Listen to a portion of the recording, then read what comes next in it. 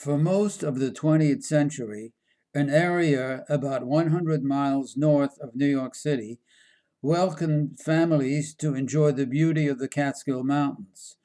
There were hotels there early in the century, but they made no secret that Jewish families were not welcomed there. So some Jews began buying land and building hotels which welcomed Jews and people of all persuasions. Eventually, over 400 hotels sprung up, such as Grossinger's, Kutsher's, the Concord, the Nevele, and many others. Entertainment was provided by comics, mostly Jewish, many of whom later went to Broadway, Hollywood, and television. Such names as Milton Berle, Henny Youngman, Sid Caesar, Danny Kaye, Billy Crystal, and many others. So let's take a nostalgic trip to an area affectionately known as the Borscht Belt. In the Borscht Belt, in days gone by, where the Catskill Mountains kiss the sky, love and romance fill the air. You could always find it there in the Borscht Belt in the days gone by. If a girl was single, she would go to the mountains for her Romeo. How her ma would wail and cry if she didn't get a guy in the Borscht Belt in the days gone by. Oh, those great meals fit for a king, and they double order everything. After taking Epsom salts, how they'd foxtrot and they'd waltz in the Borscht Belt in the days gone by. It was there where the stars were made. From that humble start they made the grade. They were paid off in the dark, but somehow they made their mark from that Borscht Belt in the days gone by. Joe Franklin and Larry King recall how comedians made a name for themselves in these hotels. You talk about a proving ground. That was the place where so many broke in. They created the path down the road to make it possible for these guys to stand up on a stage and make you laugh. Jerry Lewis started as a child with his parents who had appeared in vaudeville. My dad and my mom worked together in the Borscht circuit. They would get $30 for the club day. And if they brought the kid, they got 5 more. We present now those 2 stars. So we were doing good at 35 a pop. My foot slipped and I broke one of the floodlights, which exploded. I really was frightened. My body movement made that audience laugh.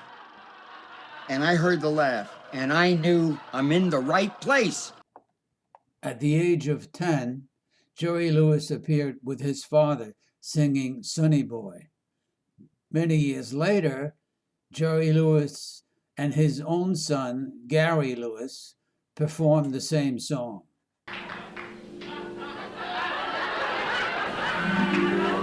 When there are gray skies. What don't you mind in the least?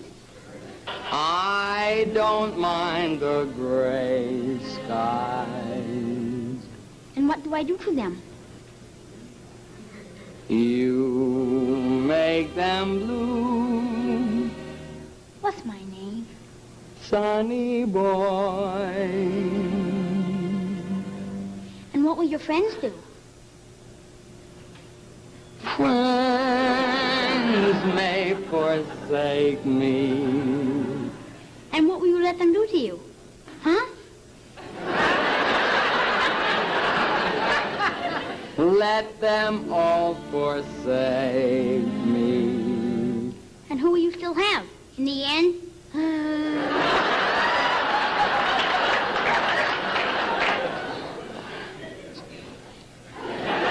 I'll still have you. What's my line? I mean, what's my name?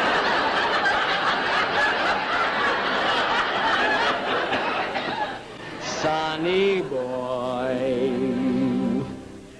do I come from? You're sent from heaven. And do I have any particular evaluation? You have any particular evaluation? Yeah.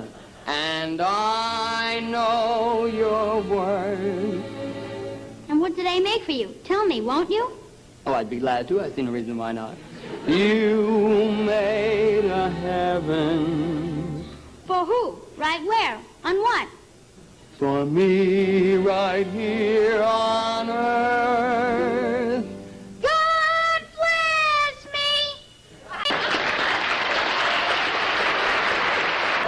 When I'm old and gray, dear, promise you won't stray, dear.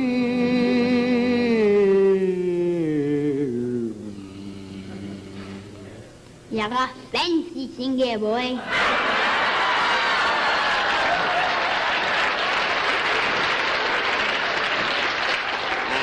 I love you so. What's my name?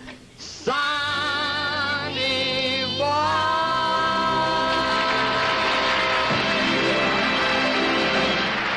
Jackie Mason was a rabbi's son, and he became a rabbi himself. But he found that he was getting too many laughs during his sermons, so he realized his real calling was on the stage, and he headed for the Catskills. At first, he worked at various positions in the hotels. I went to the Catskills and became a social director. So I'm there with about 100 people in a small hotel, and I would spend my whole day bothering them to play basketball. They're all Jews. They don't want to play basketball. They don't want to get off a chair. Then at night, I would tell jokes, and I became a hit right away. Do you know that I was self-conscious at one time to such an extent that I couldn't talk to people at all? That's the truth. As a matter of fact, I was once so self-conscious that if I even went to a football game and I saw the players get into a huddle, I used to think that they were talking about me. As a matter of fact, I went to a psychiatrist and I said to him, "What is it?" He said, "It's $25 a visit." I said, "For $25, I don't visit. I move in."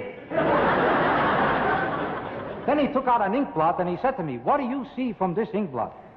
I said, "I see that you need a new fountain pen." I figured for $25 I'll drive him crazy. Then he said to me, "Tell me the first thing that comes to your mind." I said, "I want $24 change." Then he said, "I see your trouble. You hate your sister." I said, "I haven't got a sister." He said, "I can't help you if you won't cooperate." He said, "I'll ask you another question. Why do you hate your father so much?" I said, "It so happens that I have the highest respect for my father." He said, "Then why do you hate your mother?" I said, "I love my mother." He said, "Then tell me when you first started to hate your brother." I said, "I like him too." He said, "Then maybe you got a cousin you hate." I said, "No, I love everybody." He said, "You see, that's your trouble. Too much love. You got to hate somebody." I said, "Right now, I'm not so crazy about you, I'll tell you the truth." Would you believe it if I tell you that from these preposterous-sounding questions, he found out everything that disturbed me from the day I was born? For instance, he discovered that I always felt rejected as a child by my mother because I was a very ugly baby. It's hard to believe. That's the truth, that's the truth. I was. As a matter of fact, I was so ugly as a baby that my mother used to diaper my face. Mel Brooks also worked at the Catskills at a variety of jobs, and he explains it on a program with David Susskind. I was allowed to entertain the guests at the pool after lunch. I would come out with a derby and a heavy alpaca coat in the middle of July, 2 heavy suitcases filled with bricks, and I would jump off the diving board screaming, "I don't want to live." And that would give them a laugh after lunch to settle the pierogan, to go down with the laugh. You know, everyone today says that that was the great breeding place. It was a spawning place for a lot of Kaye Jewish comedians. Because were those tough people to please? I mean, you had to... Tough. They liked nothing. I used to do an hour and a half in one with tap shoot, with everything. I'd sing, I'd dance, I'd tell stories and jokes. I'd do Jolie, I'd kill myself, and I'd say, "How'd you like me, folks?" "You stink." Before making it big in Hollywood, Danny Kaye started in the Catskills. Here's one of his early routines, which he performed again on screen years later. He plays a Russian singer who's allergic to flowers.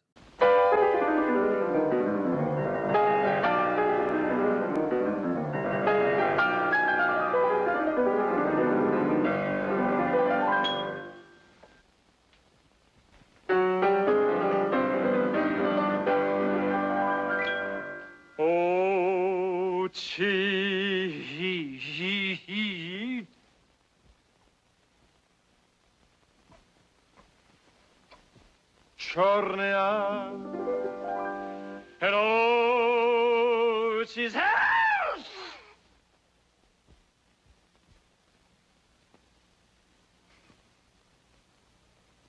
Yeah, and oh, she whoo, oh, she heat, oh, she house. Yeah. И прекрасный как люблю я вас и седной сеть. Как люблю я вас, как боюсь я вас. Знаю, виду добил, сет, ноймут, нет, сел, этот ноймут. Да вас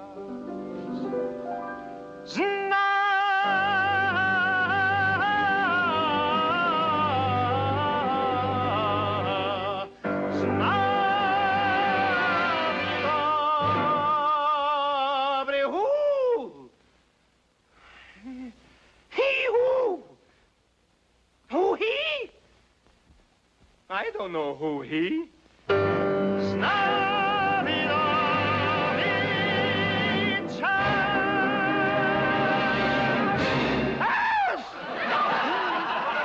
Henny Youngman was known as the king of the one-liners. My wife hates housework. I bought electric iron, electric dishwasher, electric dryer. She said too many gadgets around, she had no place to sit down. What did I do? Bought her electric chair. You must compromise. You must compromise when you're married. She wanted a fur coat, I want an automobile. We compromise. I bought her a fur coat, we keep it in the garage. She found a furrier who does his own breeding. He crossed a mink and a gorilla. Got a beautiful fur coat, but the sleeves are too long. There's two Israelis want to knock off Nasser. They want to kill him now. Now watch him every day for a month. Nasser passes this restaurant, 12 o'clock noon. 1 month they watch him. Every day he passes there. Now they're all ready with the bazookas, the guns. They got everything ready. 12 o'clock, Nasser don't pass. 12:30, Nasser don't pass. 1 o'clock, Nasser don't pass. So one Israeli says to the other one, gee, I hope nothing's happened to him. Little old man gets hit by a car. The cop props him against the wall, covers him up with a blanket. He says, you comfortable? He says, I make a nice living. Rodney Dangerfield always complained that he never gets any respect. I mean, I can't relax, you know? The other night in my nightclub, I felt like having a few drinks over to the bartender. I said, surprise me. He showed me a naked picture of my wife. I tell you, last week was a rough week for me. I broke up my psychiatrist, too, last week. He told me I'm going crazy. I said to him, if you don't mind, I'd like a second opinion. He said, all right, you're ugly, too.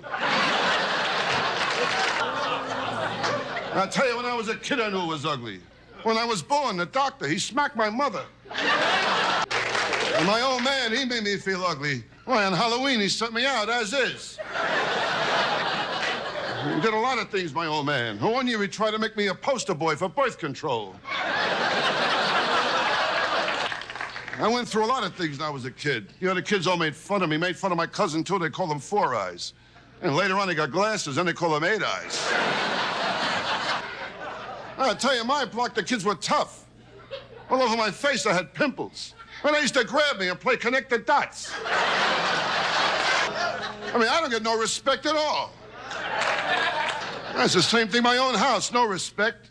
My boy's birthday last week, had a little party, brought out the cake. The kid blew out all the candles. I said to him, I hope your wish comes true. He said, if it does, that's the last time you'll watch me blow out candles. My wife, she's no better than the rest of them, my wife. I mean, with my wife, how do you think I feel? I mean, she kisses a dog on her lips and she won't drink from my glass. And I tell you, the first time I made love to my wife, that was a beauty, too. And I got curious. And I said to her, how many guys been before this? And she looked at me. She said, not enough to make up for this.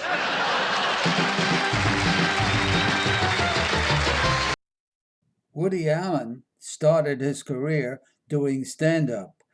Here he is in one of his early routines. I had a bad marriage, and we used to argue and fight, and we finally decided that we would either take a vacation in Bermuda or get a divorce, one of the two things. And we discussed it very maturely, and we decided finally on the divorce, because we felt that we had a limited amount of money to spend on something, and that a vacation in Bermuda is over in 2 weeks, you know, but a divorce is something that you always have, you know, so I laid it right on the line with her. I came right to the point. I said, Quasimodo, I want a divorce. No mincing words. And she said, great, get the divorce. But it turns out in New York State, they have a very funny law that says you can't get a divorce unless you can prove adultery. And that's very strange because the Ten Commandments say, thou shalt not commit adultery. But New York State says you have to. So I figured one of us has got to commit adultery to get the divorce. I volunteered for it. In the 60s, women comics started appearing in the Catskill too. Here's a young Joan Rivers. I feel sorry for any single girl today. The styles and the whole society is not for single girls, you know that. Single men, yes. A man, he's single, he's so lucky. A boy on a date, all he has to be is clean and able to pick up the check. He's a winner. You know that. Or a man can call up anybody in the whole world. Do you know that?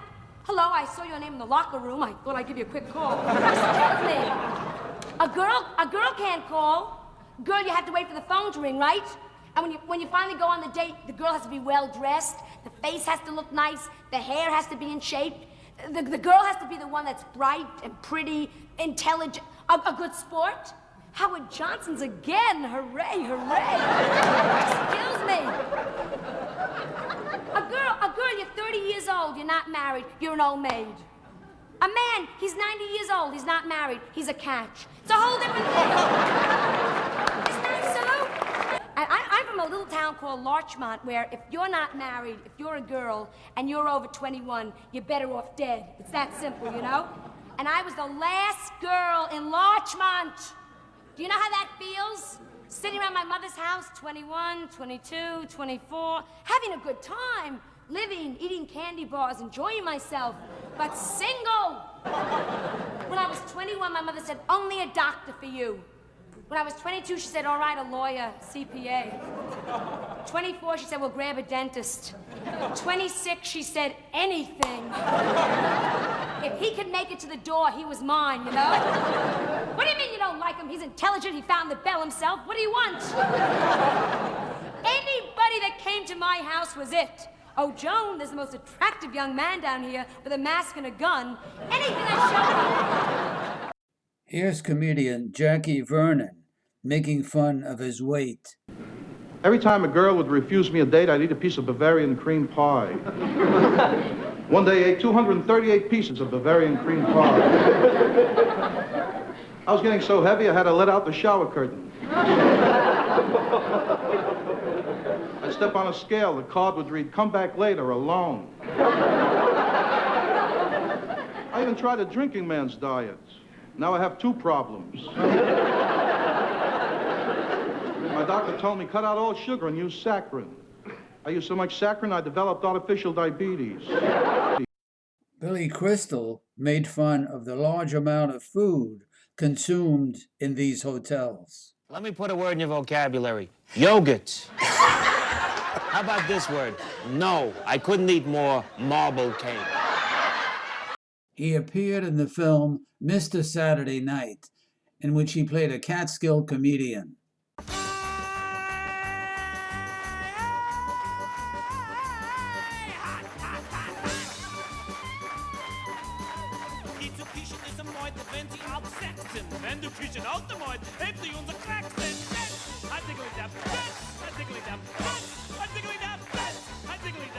This is why I love the Catskills! But I love this audience. Everybody has been absolutely great, except this guy right over here. What is with you? This man passed away, no one has told him. This is what happens when cousins marry. But don't get me started on that! Get in, everybody! 40 years later, his career in a slump, he was relegated to appearing in assisted living facilities. Some of his material was now more obscene. I found my wife in bed with my best friend. So I said, Lenny, I have to, but you? I kid. I'm kidding you all. Guy goes into the doctor's office, right? He says, Doc, I got 5 penises, right? Doc says, how do your pants fit? He says, like a glove.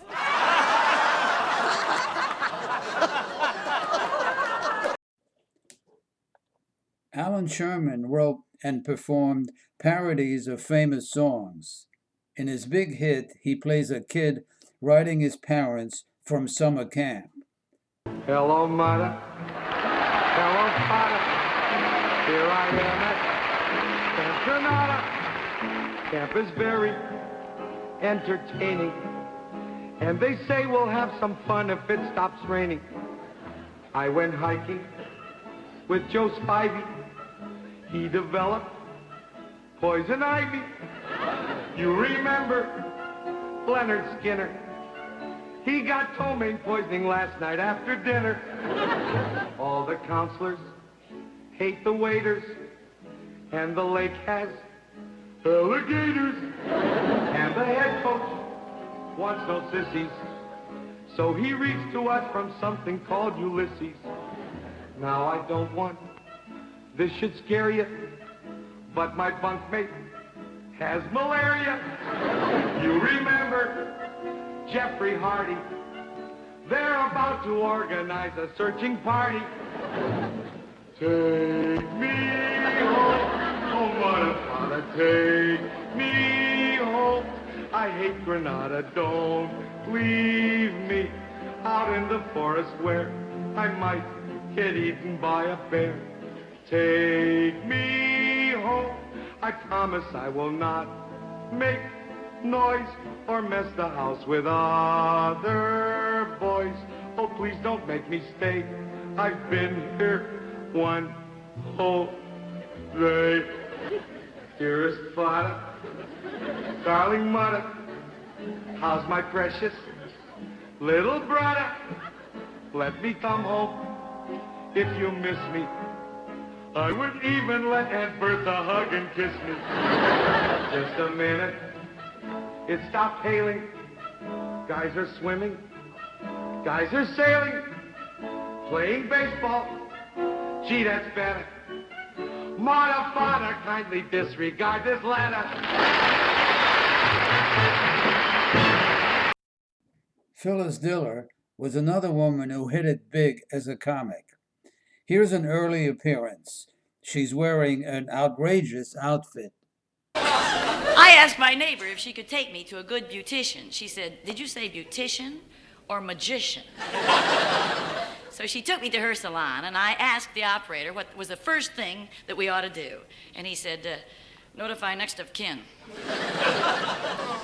Fang tried to leave me once. He didn't get too far. He was arrested for leaving the scene of an accident. But I knew very early that our marriage was in a lot of trouble. I knew it on our first wedding anniversary. He gave me luggage. It was packed. My mother darn near suffocated. Sam Levinson was a former school teacher with a gift for storytelling. I have an uncle who likes to take a drink, but his reasoning is delicious. He doesn't want to be called a drunk, an alcoholic, God forbid. So every night when he goes to bed, he says to his wife, he says, Lena, he says, I'm going to bed now. In case I want a drink, wake me. She says, how will I know? So whenever you'll wake me, I'll want. Every morning he goes down to the corner and he gets the newspaper in the morning and he reads the obituary column. And if his name isn't there, he celebrates by taking a drink. And I tell you, family's such a precious thing. I guess I shouldn't talk about these things, but I will. We have such funerals. There are people around here who are in my family. We have the most beautiful funerals. You can sell tickets for our funerals.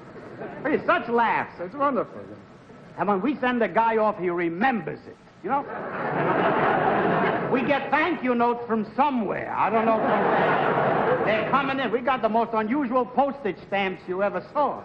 I remember the speech when we sent off an uncle and the president of our family club got up and he said, broken up, and he said, what you see before you here now is only the shell. The nut is gone.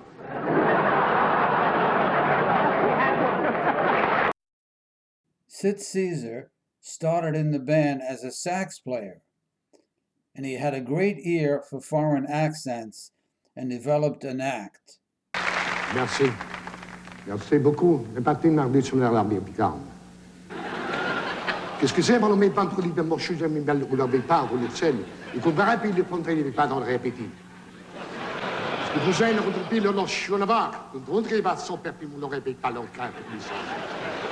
Et vous nous tremblez le dans le Napoléon, et les personnes à patronner, je n'ai pas de la nobode. Et donc, on est tout son arrivade. Guten Abend, meine Herren. Verandering van een Goethe, hoe die viel met een rijk van schrijvingsgrond houden. Dan in die schrijven dat Beethoven, rijk van een knijver. Mozart met een rief van geschreven maar aan. Verandering in Schubert met een rief van een rijk van een schrijver Max Planck. Und dann ruhig bei dem Max Planck mit der Augen über Schrödinger und bei anderen eben am Film bei Andrea, bei Heinesweid und Einstein und Lily Marlene.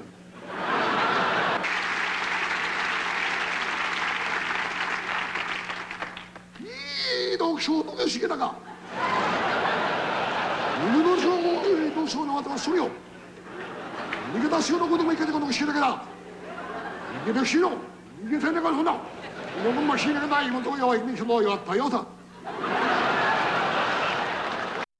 Mort Saul was a topical satirist, and he got his start in the Catskills, too. The virtue of the Jewish people in comedy is that they could always find the joke. The people are up in front of the German firing squad, and one of the guys says, you know, long live the Jewish homeland, and the other guy says, shh, don't make trouble. Alan King once appeared in front of Queen Elizabeth. She greeted him by saying, hello, Mr. King. He replied, hello, Mrs. Queen, which sort of baffled her.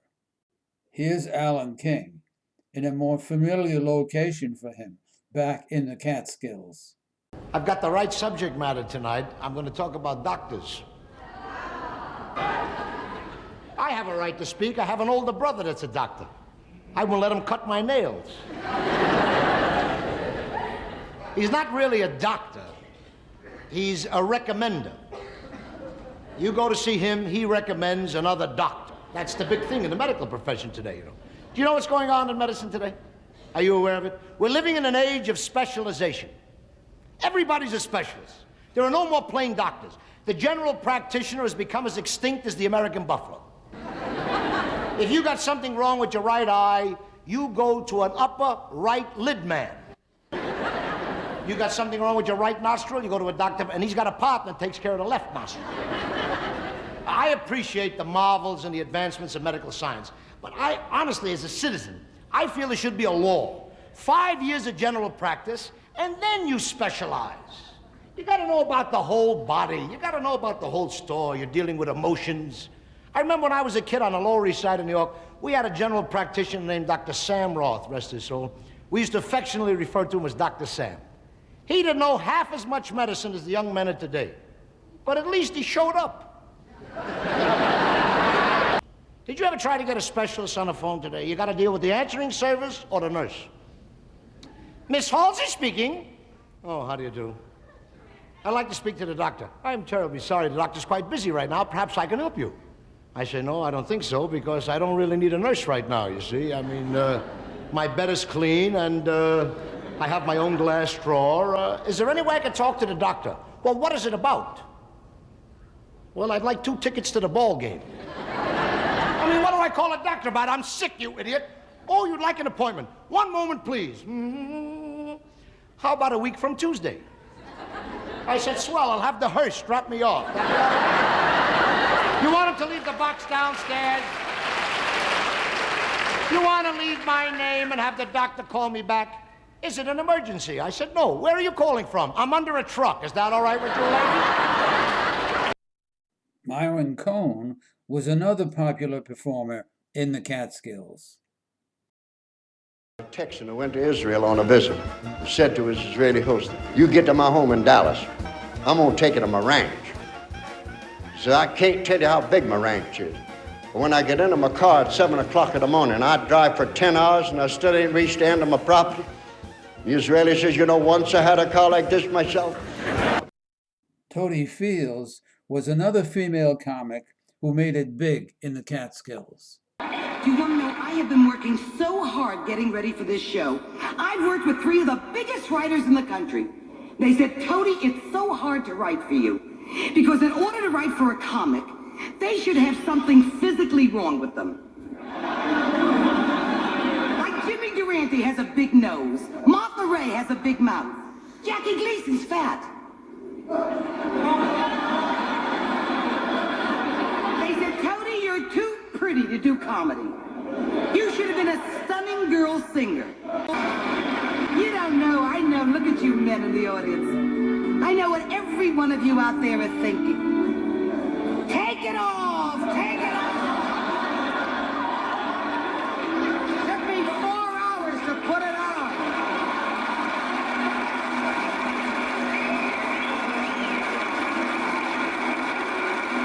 It was always like that. Even when I was in burlesque. Men grabbing at me, pulling me, pinching me. It was so hard for me to sell my candy. Oh, you know what it's like to go through life being a sex symbol?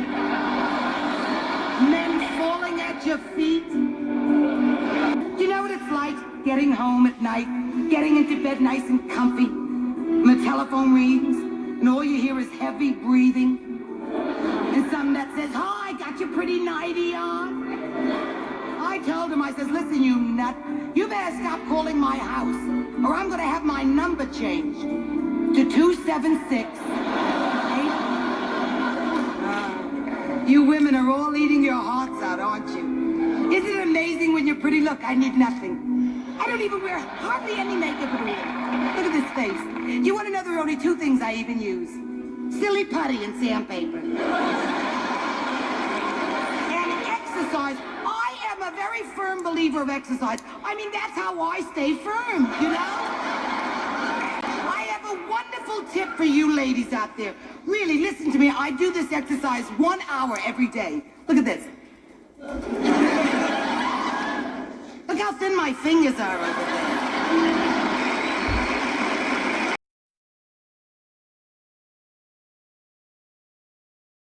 Couple married 47 years. The lady becomes Freddie ill, Willman she is passes another away. comic who made Funeral it big service in the is over. Catskills. The pallbearers lift up the coffin, start to walk out. The coffin hits the wall.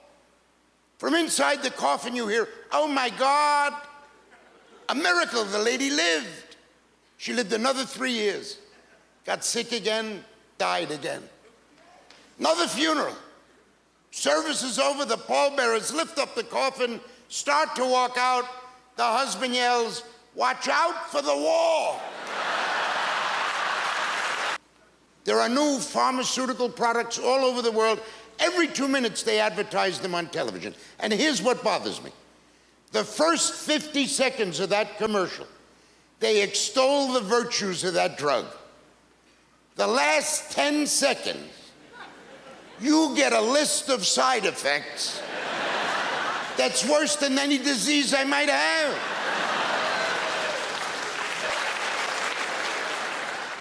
But the last drug in that series is the best of all. Cialis. Have you seen their commercials? I do not make a word of this. Cialis can help a man work for up to 36 hours.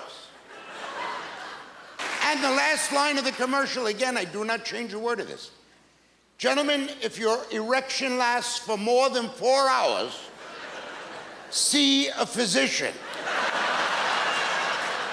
Well, I'll tell you the truth. If mine lasts more than 4 hours, I'm going looking for Catherine Zeta-Jones.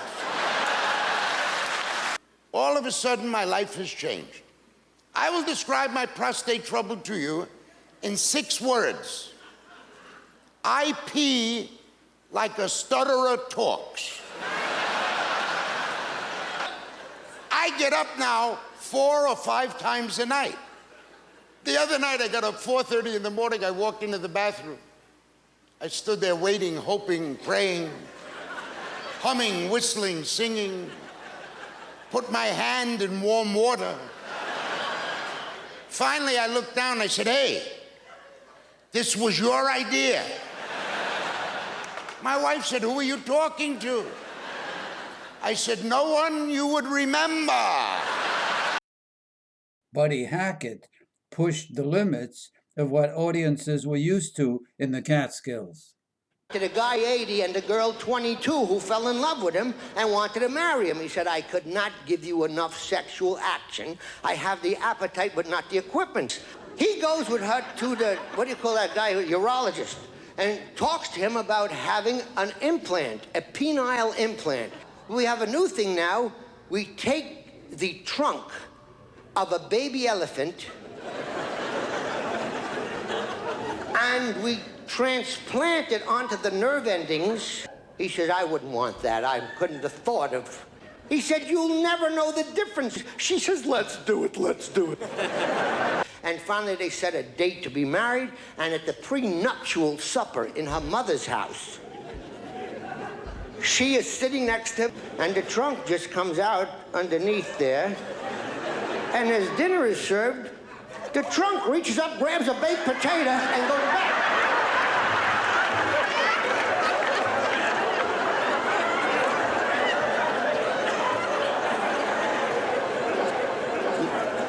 Needless to say, many of the family stopped eating. It is very seldom that at a prenuptial dinner, a trunk dick reaches for a potato. And the mother said, "I don't know what I saw. Could you do that again?" By the late 60s, hotels in the Catskills started to suffer from a lack of business, as younger people looked for other forms of entertainment. The Woodstock Music Festival in the Catskills spelled the end for most hotels there. Helen Kutcher, who ran her hotel there, recalls. We had 456 hotels. That's a long time ago. And now you've got a token-us. A lot of the hotels didn't survive because they didn't have what the public wanted as the years went by. By the late 70s, most hotels closed and were demolished. In the Borscht Belt, in days gone by, where the Catskill Mountains kiss the sky, love and romance fill the air. You could always find it there from that Borscht Belt in the days gone by.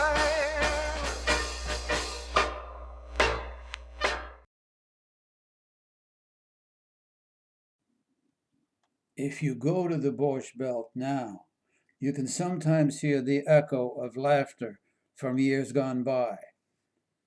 Most of the comics you saw today are gone to that great big resort in the sky, but the laughter they left behind still resonates to those of us who were lucky enough to laugh in the Borscht Belt. Won't you love us? My fault, I fear. I thought that you'd want what I want. Sorry, my dear. But where are the clowns? become